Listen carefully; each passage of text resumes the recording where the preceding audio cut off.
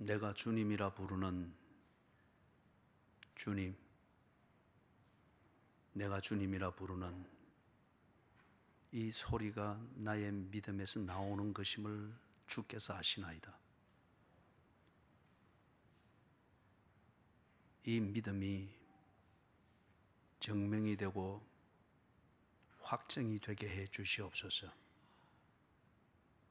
때로 우리가 가지고 있는 믿음 때문에 어느 단계가 되면 더 크게 혼돈을 겪고 두려워하고 떨립니다. 그리고 비급해집니다. 주여, 주의 부활하심을 스스로 증명해 주셨듯이 바로 같은 믿음을 우리가 가지고 있다면 오늘 우리의 믿음이 그리스도의 영으로 말미암아 증명이 되게 해 주시옵소서. 그래서 참된 믿음을 가진 자답게 더 이상 부끄럽게 살지 않게 하시고 피할 수 없는 죽음 앞에서도 한결같도록 해 주시옵소서. 주께로 나아갑니다. 말씀으로 우리에게 찾아오신다고 가르쳐 주신 주여, 글과 소리로서만 들리지 않게 하시고 글을 읽으며 글이 만들어내는 소리를 들을 때 이 글과 소리를 존재하게 하신 부활의 주님이 우리에게 오시옵소서. 예수님의 이름으로 기도드리옵니다. 아멘.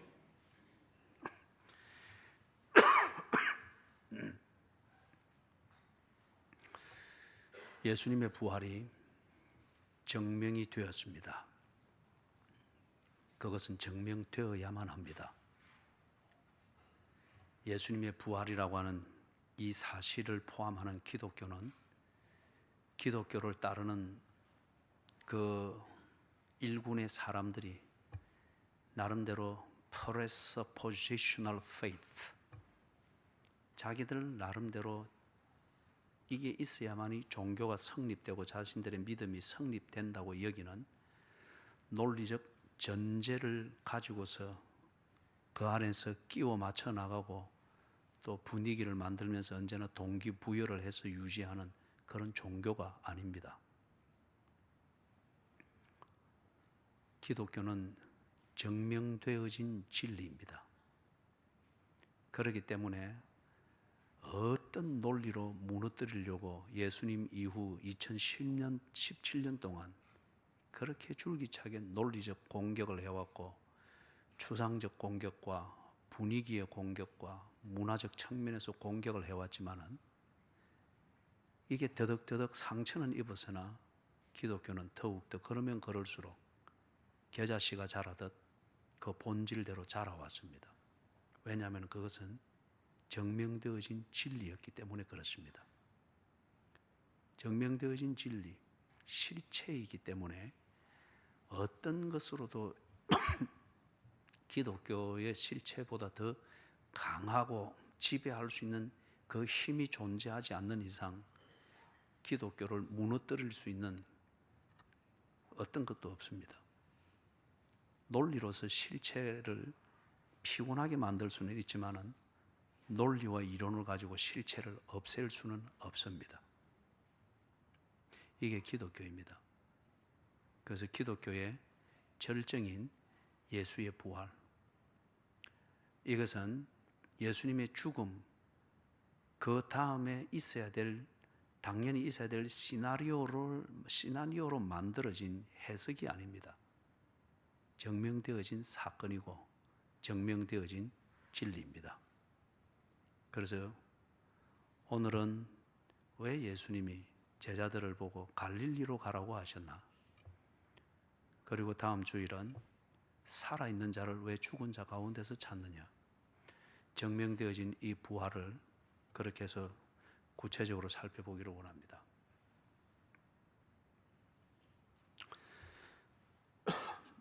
(1절에) 보면은 예수님의 죽으심을 보고 참 마음 아파하는 그 사람들이 있었습니다. 십자가 곁에 서 있었던 4명의 여자 사람들에게 포함이 되어지죠. 이 여인들이 죽은 예수님, 이 사실을 부정하지 않습니다.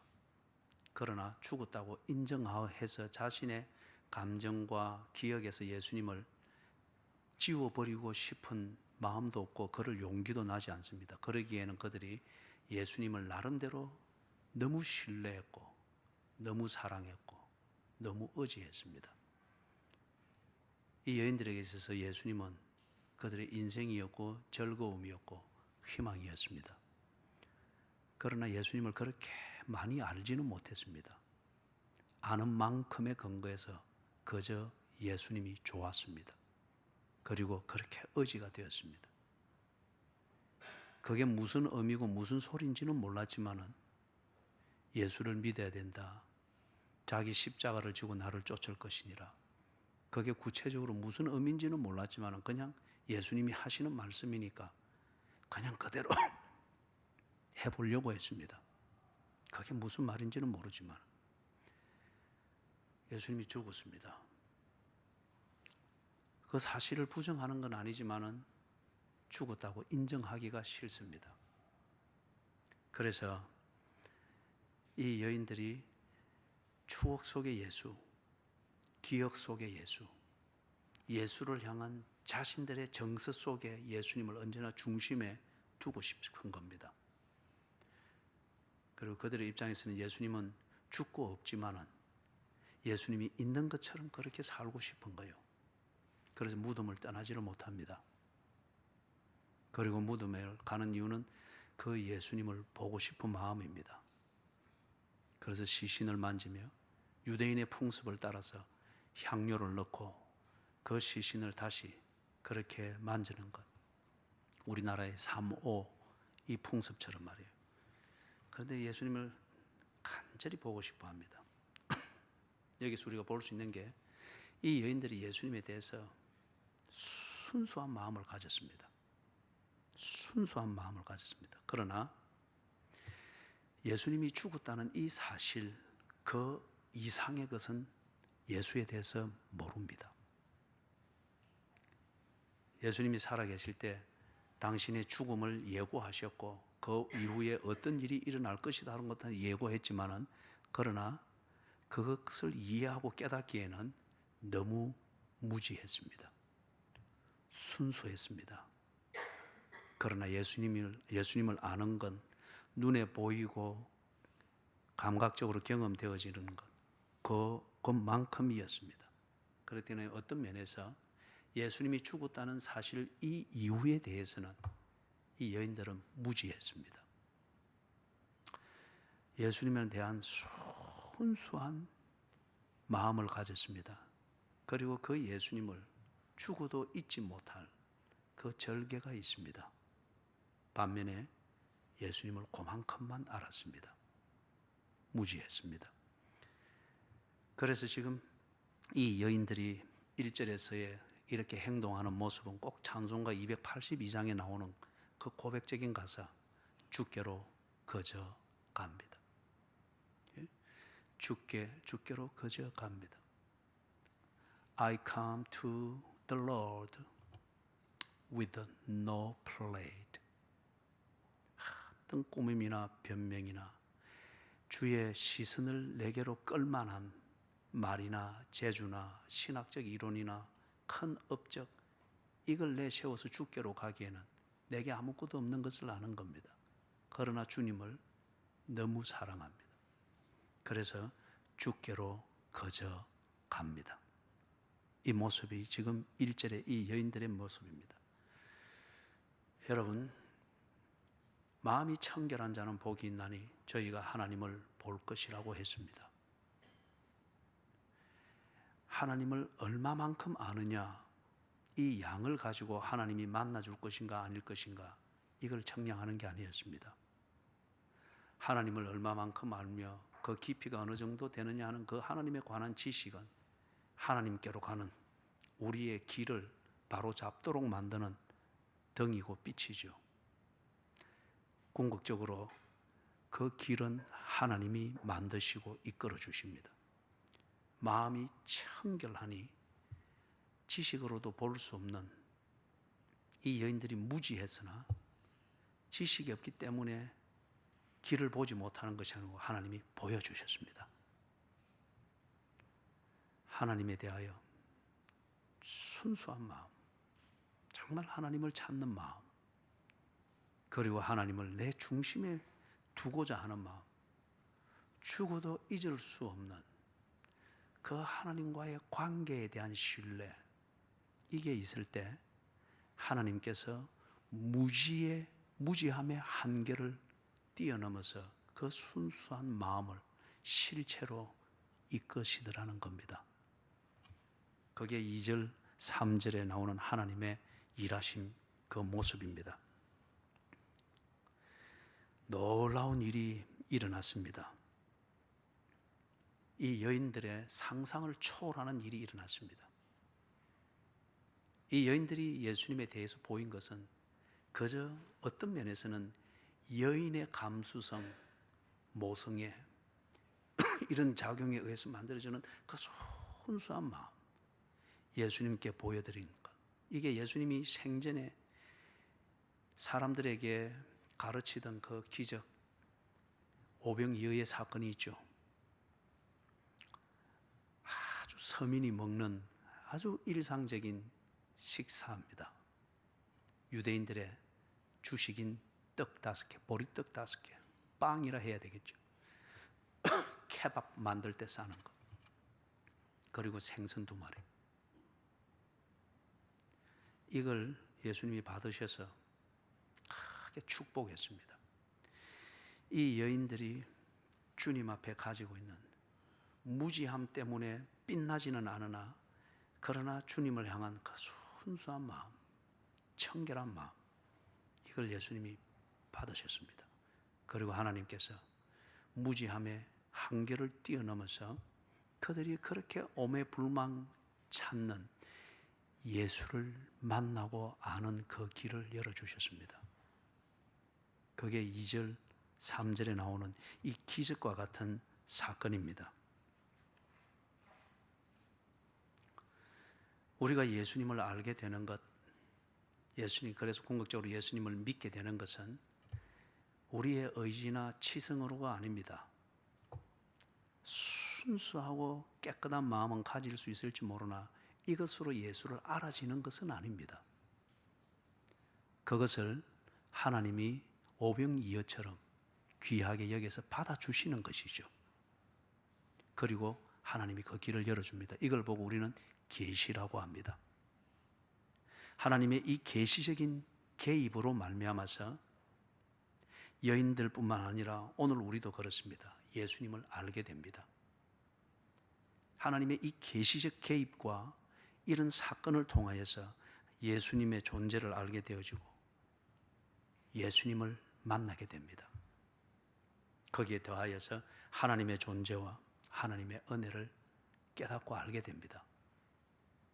하나님의 계시적인 개입, 계시적인 사건을 통해서 이 원리가 지금 이 현장에서는 이 착하지만 무지한 이 여인들에게는 이 놀라운 기적 같은 사건으로 나타난 겁니다.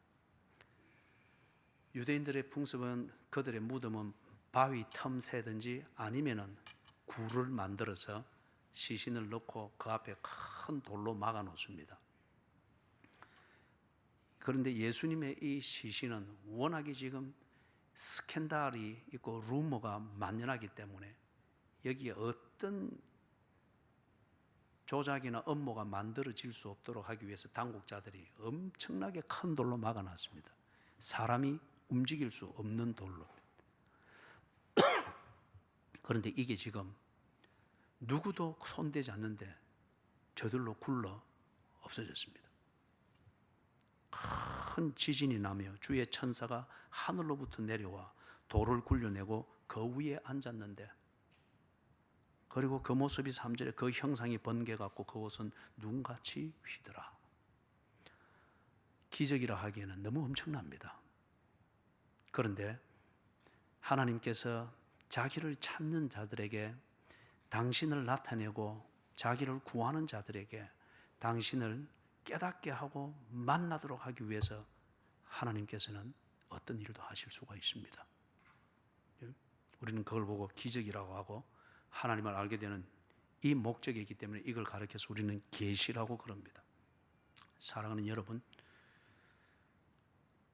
하나님을 찾고 구하는 그 진심이 있다고 하면은 정말 진심을 가져보십시오. 청결함, 논리적 장난을 하지 말고 정말 하나님이 계신가? 정말 예수가 있는가? 기독교 신앙은 정말 진리인가? 이거는 증명되어지는 실체가 있는 것인가? 의문을 가지는 것은 죄가 아닙니다. 그러나 정말 알고 싶어하는 순수한 마음을 가지십시오. 학생들도 마찬가지예요. 질문이 많기 때문에 교사가 성질을 내고 편애를 하면 그건 교사 자격이 없습니다. 문제는 질문을 위한 질문을 하거나 시간을 끌기 위한 질문을 하거나 도전과 반박을 목적으로 하는 질문을 하는 것 때문에 혼이 나는 거죠. 정말 알고 싶어하는 이 순수함이 보이는 학생들에게는 좋은 교사를 만날 수밖에 없습니다. 여러분이 정말 하나님을 알고 싶어하는 순수한 마음, 그리고 그 순수한 마음에서 나는 온갖 질문을 가져보십시오. 하나님께서 여러분을 가로막고 있는 돌문을 굴려 없앨 것입니다. 어떤 방식인지는 저는 모르겠습니다. 여기서도 이게 예상할 수 있는 방식은 아니잖아요. 문제는 예수님을 만나고 일어난 일을 알게 되어지는 이 길이 열렸다는 겁니다. 여러분의 그 순수한 마음으로 하나님을 알고 싶어하고 기독교를 검증하고 증명해 보고 싶어하는 그 순수한 마음을 하나님이 받으셔서 어떤 방식인지는 모르겠으나 하나님의 개입으로 말미암아 여러분의 논리라고 하는 이 돌문이 굴려 없어지기를 축원합니다. 그리고 여러분이 고질적으로 가지고 있는, 그래서 한 걸음도 주께로 실제적으로 나아가지 못하고 종교의 자리에 머물러 있도록 만드는 여러분 자신의 개인적인 선입견이든지 반기독교적 정서든지 아니면은 기독교 실체나 아니면은 문화에 대해서 적대감을 가지고 있는 그런 종류의 감정이나 정서, 이런 돌문이 굴려 없어지기를 주의 이름으로 축원합니다. 이게 아니고는 누구도 예수에 대해서 짐작은 하나 예수를 보거나 그래서 참된 믿음을 가질 수는 없습니다. 4절에서 이 사건을 보면서 이 계시를 보면서 예수에 대해서 적개심을 가지고 있거나 무관심한 자들, 기독교에 대해서 선입관을 가지고 있거나 편견을 가지고 있거나 적대감을 가지고 있는 자들에게는 이 분명한 일어나는 사건이고 눈앞에 펼쳐지는 계시의 현장이지만 그들에게 있어서는 단지 두려움의 현장입니다. 놀랍고 무서운 현장입니다. 도망가고 싶은 현장입니다. 이게 이렇게 강도가 높지 않으면 그들은 아마 비아냥거리고 있을 겁니다. 5절 6절에서는 그러나 하나님을 간절히 찾고자 하는 이들에게 있어서 이 기적이라는 사건, 이 현상이 그들에게는 지금 커뮤니케이션의 통로가 됩니다. 그리고 그 사건을 통해서 의미라고 하는 것을 보게 되어집니다. 사랑하는 여러분, 여기서 우리가 알 수 있는 것, 신앙, 예수를 믿는다고 하는 것, 그래서 예수에 대해서 믿음을 가지는 신앙, 이것은 여러분 단지 기적을 경험하는 그것을 말하는 게 아닙니다. 기적을 경험하는 것, 그 차원은 여기 이 여인들뿐만 아니고 엄청나게 많았잖아요. 그리고 현상적 기적을 경험하는 것은 기독교 아닌 다른 마술사들을 따라가도 경험할 수가 있습니다. 예수를 믿는다고 하는 것, 신앙을 가진다고 하는 것은 기적이라는 이런 현상을 경험하는 그 자체를 말하는 게 아닙니다.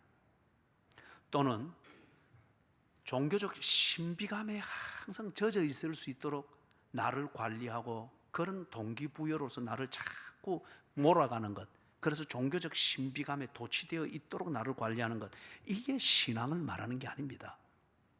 그게 신앙생활의 본질을 말하는 것도 아닙니다. 그래서 사람들이 연초에 금식하고 또 이렇게 표현합니다. 이제 좀 또 영적으로 컬컬한데 금식을 또 한번 해야 되겠다. 그리고 또 한 3개월에도 또 금식하러 갑니다.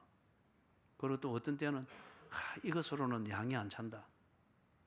그래서 무리해서 20일 금식을 합니다.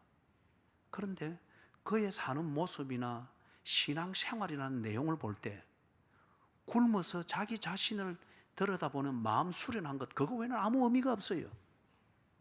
더 유치한 것은 그렇게 해서 다이어트 한 것, 이거 외에 아무 의미가 없어요. 자기가 원하는 그 어떤 종류의 신비감을 자꾸 느끼고 싶고 그 안에서 자기를 관리하는, 그래서 도덕이라 치면 금욕주의적 어떤 절제가 나오는, 몇 가지의 절제가 나오는, 이것을 신앙이라 또는 신앙생활이라 그렇게 오해들을 하고 있습니다.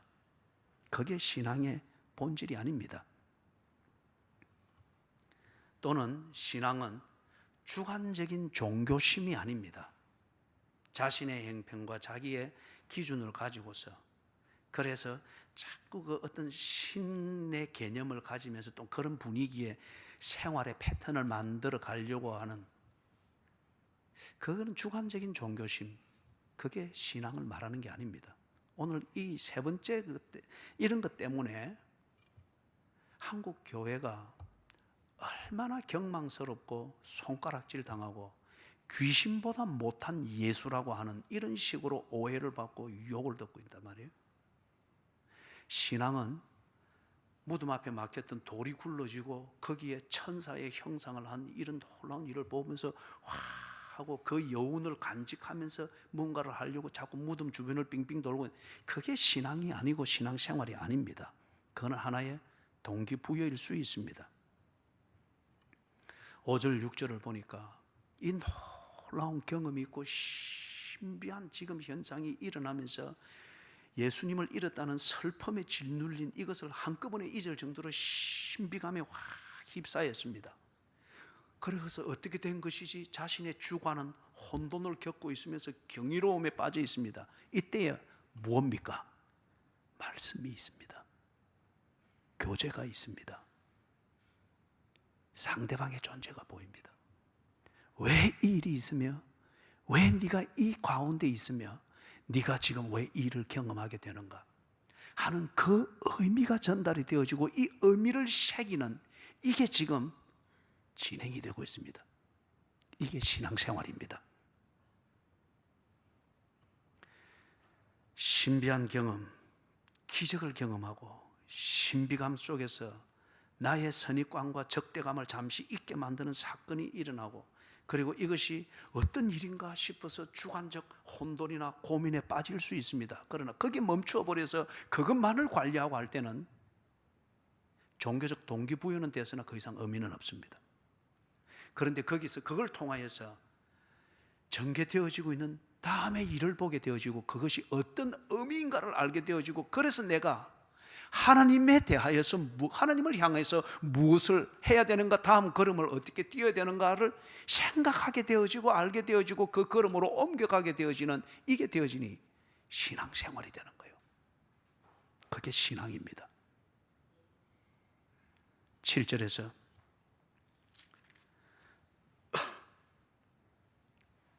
갈릴리로 가라고 합니다.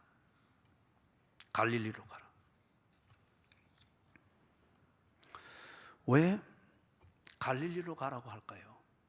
여기서 이런 기적을 경험하고 이 신비감에 쌓이고, 그리고 자신의 주관적 이 판단이 압도가 탁 되어지는 이 사람이 여기에 기념탑을 세우고 기념교회를 세우고, 그리고 그 분위기와 여운을 잃지 않도록 잊으려 하면 금식하고, 또 그 분위기가 사라지는 것 같으면 그것이 또 뭐 굿거리 하듯이 막 또 분위기를 또 다시 회상하고, 그게 신앙일 것 같은데 지금 압도되어 있는 이 분위기에서 그 천사들이 하는 말이 갈릴리로 가라고 합니다.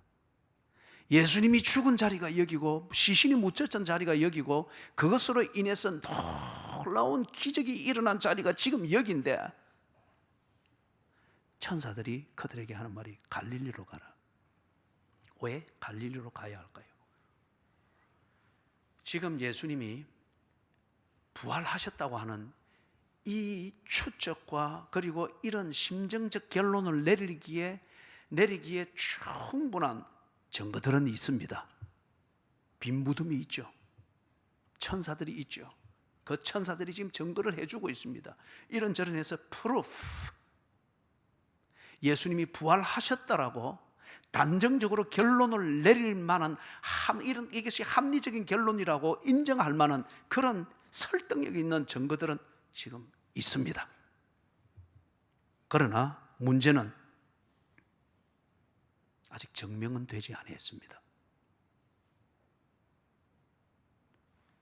예수님이 부활했다고 이 사실에 근거해서, 이 증거들에 근거해서 예수는 부활했기 때문에 빈 무덤이 있다라고 그렇게 할지라도 합리적이다라고 하면서 많은 사람들이 시시비비를 가린다고 할 때에 절대 다수는 아마 예수가 부활했다고 하는 결론을 동의를 할 거예요. 그러나 그 예수가 보이지 않는다면, 그러나 그 예수를 만날 수가 없다고 하면은, 예수가 부활했다고 단정적으로 동의는 하지만은, 그게 지극히 합리적이라고 확신을 가지고 동의는 하지만은 그 예수가 내 삶에서 경험이 되어지지 않고 있다고 하면은, 그 예수의 부활이 나의 부활이라고 하는 이 삶을 마무리 짓는 것으로서 내 인생이 되지 않는다고 하면은 나의 신학적 동의와 종교적 동의, 그것은 무슨 의미가 있겠습니까? 내 종교 생활을 관리하는 데 필요한 하나의 논리의 담이 되거나 논리적 디딤돌이 될 수 있을지는 모르지만은 내 인생에는 아무 의미가 없는 것이라고 하면은, 셰익스피어를 읽고 그냥 깊은 고뇌에 빠지면서 지성적 그 유희를 즐기는 것, 그것과 무슨 다를 바가 있을까요? 예수님이 이것을 확인해 주기를 원했습니다. 증거들을 가지고서 결론을 만들 수 있는 그것은 결과적으로 논리와 해석의 결과가 아니라 진리이며 검증되고 증명되어진 진리라고 하는 것을 예수님 스스로 보여주기를 원했습니다. 갈릴리로 가라. 왜냐? 예수님이 증명하고 확인해야 되고, 그래서 이 제자들을 비롯하여 갈릴리 사람들이 예수의 이 약속이 실제라고 하는 것을 확인할 수 있는 그 많은 예수님의 흔적과 약속들이 갈릴리에 있습니다. 그래서 지금 갈릴리로 가라고 했습니다. 그걸 차근히 정리해 보면 이렇습니다. 예수님이 살아계실 때에 공개적으로 당신을 드러내고 무엇을 할 것인가를 드러냈던 것은 마지막 3년 동안 갈릴리에서 하셨습니다. 이 갈릴리 지역에서 쭉 다니면서 당신이 누구이며 무엇을 하러 오셨는가를 사람들이 보게 하고 생각하게 하고 깨닫도록 하기 위해서 다방면적으로 전인격적으로 그것을 드러냈습니다. 그 대표적인 것이 예수님이 기적을 행하시고 또 한편 설교하셨습니다. 예수께서 행하시는 기적들은 보면은 단지 마술사들이 눈속임을 하거나 현상적 미봉책을 만들었던 게 아닙니다. 그분의 이적을 뜯어보면은 특히 네 가지 범주로서 그분의 이적이 구분됩니다. 첫 번째 범주는 메시아가 오면은 이런 일들을 할 것이라고 하는 그 일들이 예수님을 통해서 다 일어났습니다. 저는 자가 바로 걷게 되고, 병든 자가 나음을 잊게 되고, 소경이 눈을 뜨고, 귀머거리가 듣게 되어지고, 이 놀라운 일들, 메시아가 오면은 이런 일들을 하게 될 것이고, 이런 일들을 하는 그가 메시아인 줄 너희들이 알아라. 예수님 오시기 전 700년 전에 예언했던 그 메시아의 예언을, 메시아의 그 표직을 예수님께서 이적을 통해서 다 나타내셨습니다. 두 번째 범주는 예수님이 자연의 법칙을 통제하셨습니다. 자연의 한 카테고리 안에서 현상을 조작하는 것이 아니라 자연의 경계를 넘어가는 이런 이적들을 그냥 일상적으로 행하셨습니다. 물이 포도주가 되게 하고, 풍랑이는 바다를 꾸짖으니 잠잠케 되어지는 것. 이런 것은 범주를 뛰어넘는 것입니다. 이거는 자연을 지은 창조주가 아니면 그렇게 명령할 수 없는 것이었습니다. 예수님이 아주 자연스럽게 이 이적들을 사람들 앞에서 행하셨습니다. 그분이 자연을 지으신 창조주인 것을 생각하게 만드는 이적들이었습니다. 세 번째 범주는 예수께서 사탄의 권세를 꾸짖었습니다. 사탄의 졸개로 살던, 졸개로 역할하는 귀신들을 쫓아내고 꾸짖고 묶었습니다. 당시의 사람들은 존경하지는 않지만은 귀신, 이것이 그들의 왕이고 이것은 능가할 수 없는, 그들이 능가할 수 없는 그들 위에 군림하는 세력이라 여겼습니다. 그런데 예수 앞에서 이 귀신은 아무것도 아니었습니다. 나가라 하니 군소리 없이 쫓겨났습니다. 예수가 진정한 왕이며 통치자인 것을 사람들이 생각하게 만드는 이적들이었습니다. 그리고 예수님은 죽은 자를 살리셨습니다. 죽어서 상념매어 나가는 그 시신을 손을 얹고 일어나라 하니 일어났습니다. 묻혀서 굴에 들어가 있는 나사로에게 이름을 불러서 이리 나오라 하니 그냥 걸어 나왔습니다. 예수에게는 삶과 생명과 죽음의 경계선이 없었습니다. 생명을 주관하시는 신이요 하나님이라고 하는 것을 사람들로 하여금 생각하게 만드는 이적이었습니다. 다른 말로 말하면 예수님이 이적을 베푸신, 3년 동안 이적을 베푸신 이 네 가지 범주의 기적들, 이것은 하나님이 아니면 할 수 없는 일들이었습니다. 그렇기 때문에 사람들은 굉장한 혼돈이 있었습니다. 그렇다고 예수가 하나님이라고 인정하는 것은 아니었습니다. 왜냐하면 하나님이 이렇게 사람의 모습을 하서 있을 수가 없다고 하는 그들의 모순된 논리의 틀 때문에 눈에 보이는 예수를 하나님으로 인정할 수 없으나, 그러나 그분이 하는 일은 하나님이 아니면 할 수 없는 일을 하고 있는 거예요. 이거는 뒤에 가서 증명이 되어져야 됩니다. 도대체 예수가 누구이기에 하나님만이 할 수 있는 이 일들을 하시는가? 예수님이 설교하셨습니다. 여러 각도에서 설교를 하고 그들로 하여금 예수가 누구이시며 그분이 무엇을 하러 오셨는가를 생각하고 깨달을 수 있도록 설교하고, 한편 입체적으로 기적을 통하여서 생각하게 하고, 그리고 그들의 지성을 통하여서 그 의미가 무엇인가를 깨달을 수 있도록 설교하셨습니다. 그 설교에서 예수님이 세 가지 중요한 약속을 남기셨습니다. 하나는 요한복음 11장에서 나는 부활이요 생명이니 나를 믿는 자는 죽어도 살겠고 무릇 살아서 나를 믿는 자는 영원히 죽지 아니하리라. 죽지 않는다. 영원히 죽지 않는다.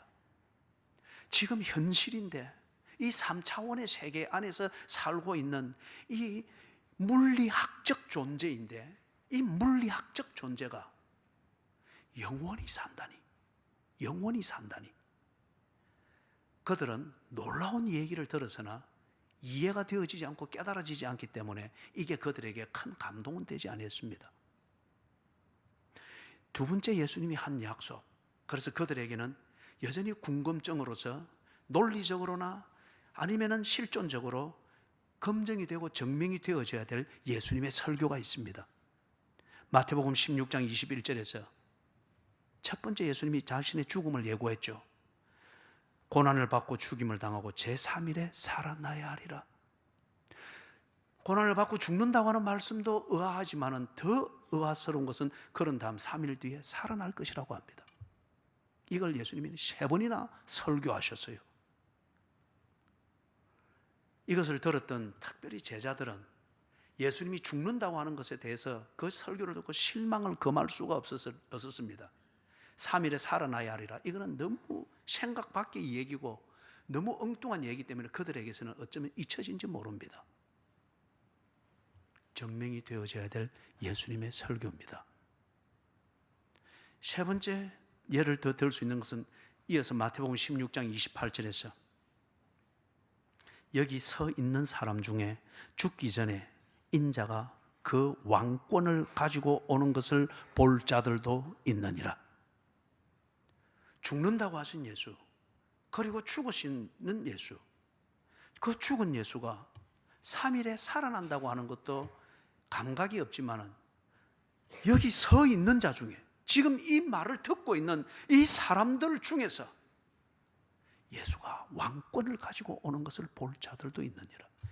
예수님이 거짓말쟁이가 아니고 종교를 만들기 위해서 신비감이나 제조해내는 그런 교주가 아닌 것 같으면 예수의 말은 진리여야 합니다. 진리인 것 같으면 이거는 증명이 되어져야 됩니다. 이 말은 지금 이 죽을 것이다, 그리고 3일에 살아날 것이다, 이 말을 듣고 있는 사람 중에 살아난 예수를 보는 자가 있어야 됩니다. 예수는 당신의 말대로 죽었습니다. 그렇다면 당신의 말대로 이 말을 듣고 있는 자들이 살아난 예수를 보는 자가 있어야 됩니다. 예수님의 설교에서 예수님이 증명하고자 하고 증명되어야 될 이 약속을 남기셨습니다. 이것을 어디서 남기셨는가? 갈릴리입니다. 제자들은, 그리고 갈릴리 사람들은 예수님의 이 설교와 기적을 보면서 예수님을 존경하고 좋아하고 기대하고 의지했으나, 그러나 예수가 하나님이다 여기까지는 아직 가지는 않았습니다. 그리고 그분의 하시는 일과 설교 중에 존경을 하고, 그래서 아주 그분을 지키고자 하는 좋은 마음 때문에 질문하기가 미안하고 아니면은 죄송하기 때문에 안 했을 뿐이지, 이 궁극적 질문이 남아있는 겁니다. 영원히 산다는데 당신이 영원한 존재입니까? 3일에 살아난다고 하는데 죽었다가 어찌 살아날 수 있습니까? 기독교를 만들고자 하는 예수님의 그 가상한 명과 기독교가 만들어지면 여러 가지 유익이 있을 것 같아서 찬성은 합니다만은 예수님 너무 나간 거 아닙니까? 그런데 이 말을 듣고 있는 자들, 그들 중에서 살아난 예수를 볼 자가 있고 왕권을 가지고 오는 것을 볼 자들이 있다고 합니다. 여기에 대해서는 사람들이 감각이 없었습니다. 이거는 증명, 예수가 하나님이시고 그분이 하는 말이 진리이고, 그래서 그분이 십자가에 죽은 것이 당신의 말이 진리이기 때문에 진리대로 죽은 것 같으면 또한 부활을 말한 그분의 말씀은 진리여야 하고 그것은 역시 증명이 되어져야 됩니다. 갈릴리에서 이 약속을 남겼기 때문에, 그리고 이것에 대해서 논리적으로든 실존적으로든 이것을 증명되어지는 것을 봐야 될 그 사람들이 갈릴리에 있습니다. 이 제자들이 또한 이 신학적 의문과 신앙의 기본이 되는 이 약속을 갈릴리에서 들었습니다. 갈릴리로 가라.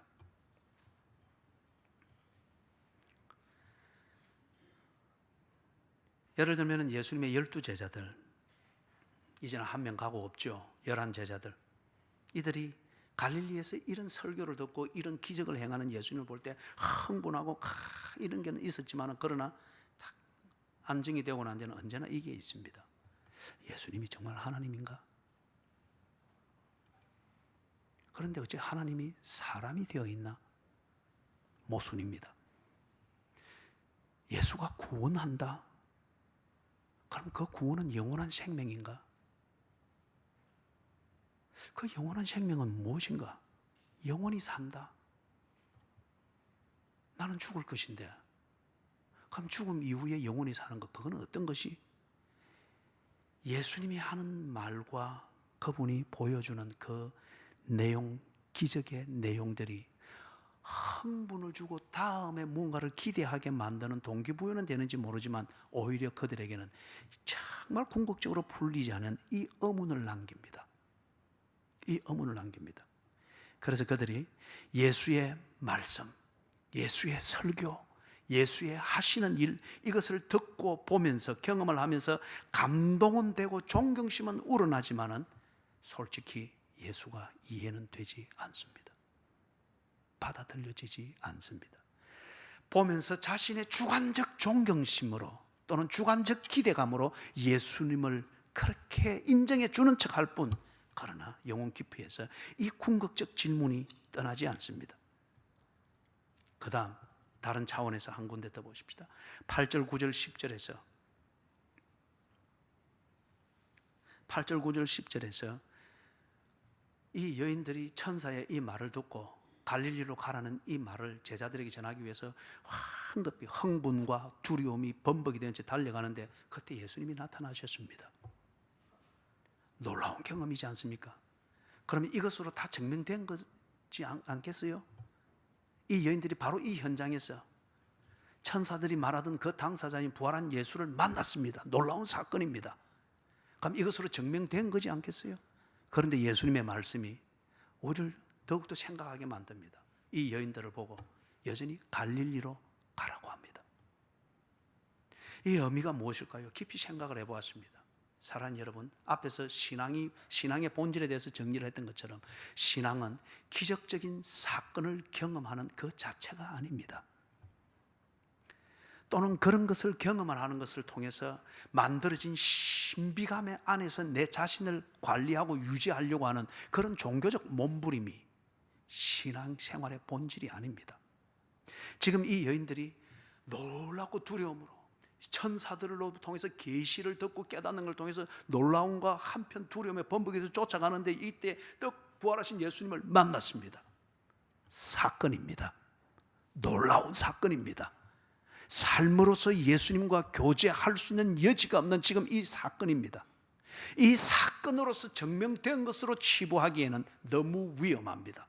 이렇게 되어질 때 이 여인들은 분명히 여기서 만난 예수를 해석할 겁니다.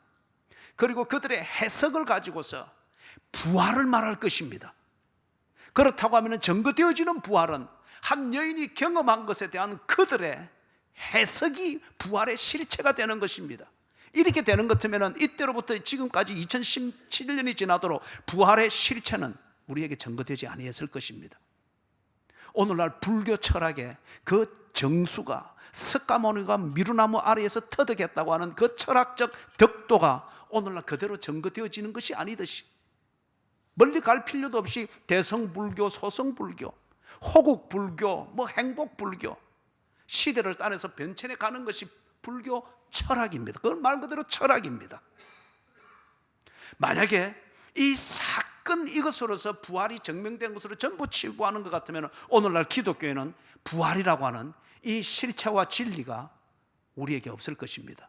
단지 부활에 관한 구구한 해석들과 루머와 이론들의 조합이 있을 뿐일 거예요. 예수님이 이걸 압니다. 사건을 보았으되 그들이 예수님을 인격적으로 믿는 신앙을 가지지 못했다고 하는 것은 3년을 겪어보면서 다 증명이 됐지 않습니까?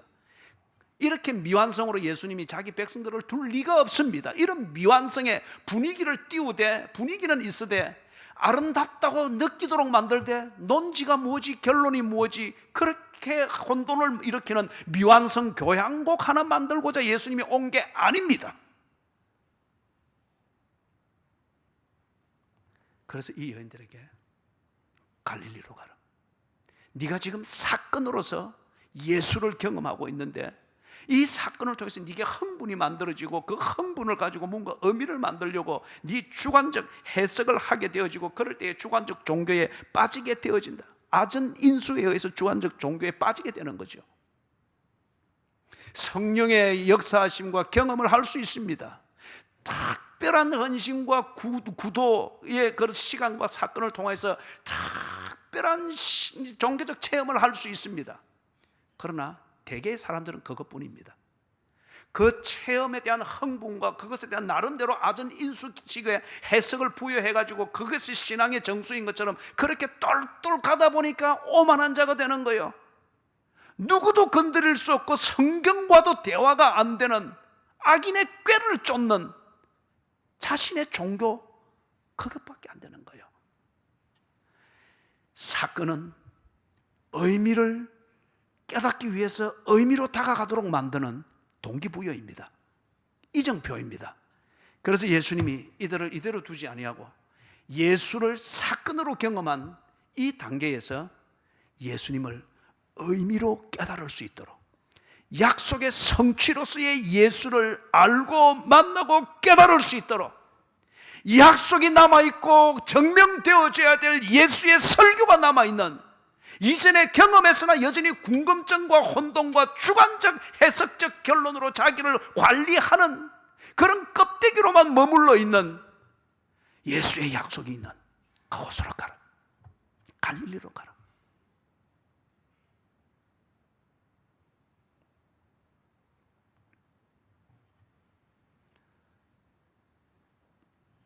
사랑하는 여러분, 그들이 갈릴리로 갔을 때에 예수께서 나는 부활이요 생명이니 나를 믿는 자는 죽어도 살겠고 무릇 살아서 나를 믿는 자는 영원히 죽지 아니하리라. 이것을 어떻게 증명하시는지, 당신을 가리켜서 생명의 떡이라고 하고 생명의 물이라고 하고, 그리고 당신이 온 것은 곧 하나님 나라가 구체적으로 임했다고 하는 이 선포와 이 설교, 그것을 어떻게 증명하시는지 오늘 오후 예배 요한복음 21장을 살피면서 찬찬히 보게 될 것입니다. 사랑하는 여러분들이요, 예수님을 진심으로 찾습니까? 여러분이 정말 기독교를 알기를 원하는 순수한 마음이 있습니까? 질문이 많으냐 적으냐 까다로우냐 이걸 따지는 게 아닙니다. 그게 잘못일 수 없습니다. 순수한 마음이 있습니까? 절박함이 있습니까? 여러분은 부활을 믿습니까? 죽음의 자리에서도 부활을 믿을 수 있겠습니까? 어머니의 시신을 보내면서 부활을 많이 생각해 보았습니다. 저는 이 부활 신앙을 가지고 어머니께서 강한 진통제로 반의식으로 떨어지기 전에, 임종 3주 전에 어머니와 작별을 했습니다. 부활의 신앙을 가지고. 슬프고 아프되 평강은 있었습니다. 작별이 주는 슬픔과 힘든 것은 있으되, 그러나 이루어져야 될 의미로 가는 길이기에, 그리고 기꺼이 보내기에 확신은 있었습니다. 그리고 그때 내 모든 형편을 주께서 기억하시고 이 찬송을 거듭 부르면서, 그래서 그때 목을 다쳤습니다. 말기암 환자가 있는 방이다 보니 공기도 탁하고 덥고, 거기서 이 부활의 신앙, 역설적으로 밀려오는 평강, 확신, 이것으로 내게 몸을 주고 생명을 주었던 어머니를 떠나보내는 몸의 작별을 의미로 다가가면서 그렇게 할 때 그 평강을 어머니와 함께 나누면서 찬송을 부르면서, 그래서 목을 다친 겁니다. 사랑하는 여러분,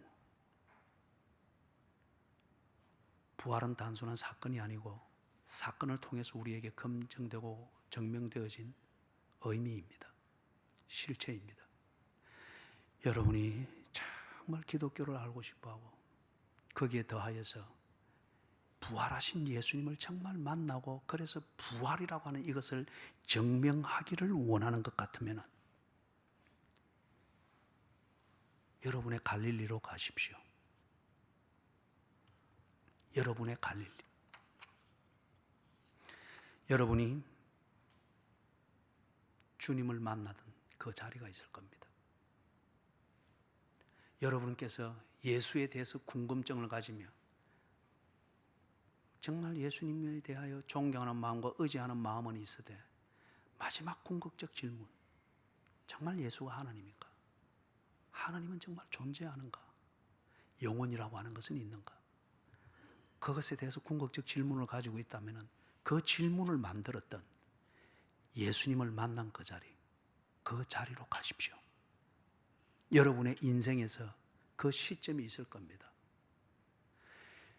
예수님을 더 깊이 바라보며 내게 정리되어진 확신이나 설명은 없으나 예수 주변을 더욱더 기웃거리며 머물도록 만드는 여러분에게 주어진 그 약속, 그 교리, 그 신학, 그것을 붙들고 그렇게 예수님께로 나아가 보십시오. 무덤에 돌문을 굴리듯 여러분으로 하여금 더 이상 주께로 나아가지 못하도록 만들고 기독교의 본질로 들어가지 못하도록 만드는 그 어떤 종류의 돌문이든 하나님께서 굴려 없앨 것입니다. 그리고 보십시오.